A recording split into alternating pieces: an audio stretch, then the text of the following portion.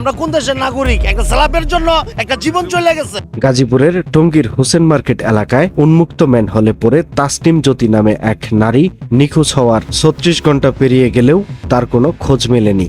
এর নামছে উনি নামছে ওই মাথায় নামছে অনেক বিচেছে পরে বৃষ্টিতে বিচেছে আমি গেছি বাসা দুইটা মেডিকেল একটা ব্যাংক আছে এরা যদি সহযোগিতা করে এই যদি আটকা হইতো তাহলে এই ঘটনাটা ঘটতো না। ইনভেস্টরে হাসপাতাল করছে তাহলে এই যে জায়গাটাতে খালি এটা তারা দেখবো না, এটা তার দায়িত্ব নিয়ে কাজটা করাইবো না। রোববার রাত 9:30টার দিকে এ দুর্ঘটনার পর সোমবার পর্যন্ত উদ্ধার তৎপরতা চালিয়ে গেলেও ব্যর্থ হয়েছে ফায়ার সার্ভিসের দল।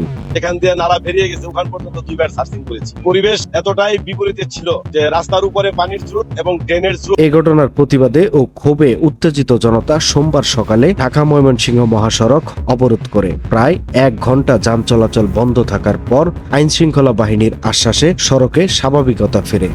এ সময় একটা মহিলা এখান থেকে মধ্যবয়সী ঠিক এই স্পট থেকে এখানে তো প্রায় 2 বছর আগে এগুলো চুরি হয়েছে, ঠিক আছে, কিন্তু তারপরে সিটি কর্পোরেশন মেডিকেল সবাই উভয়ের দায়িত্ব ছিল এটা দেখা।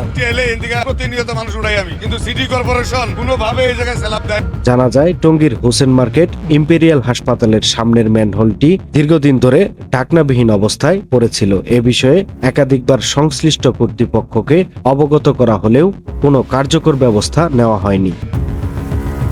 স্থানীয়রা অভিযোগ করেন হাসপাতাল কর্তৃপক্ষ, সিটি কর্পোরেশন ও সড়ক বিভাগের অবহেলার কারণেই এই দুর্ঘটনা ঘটেছে। কোনো ব্যবস্থা নেয় না, উপযুক্ত কোনো পদক্ষেপ নেয় না। এটা বহুদিন ধরে এই স্ল্যাবটা বহুদিন ধরে এভাবে নোংরা অবস্থায় আছে, খোলা অবস্থায় আছে।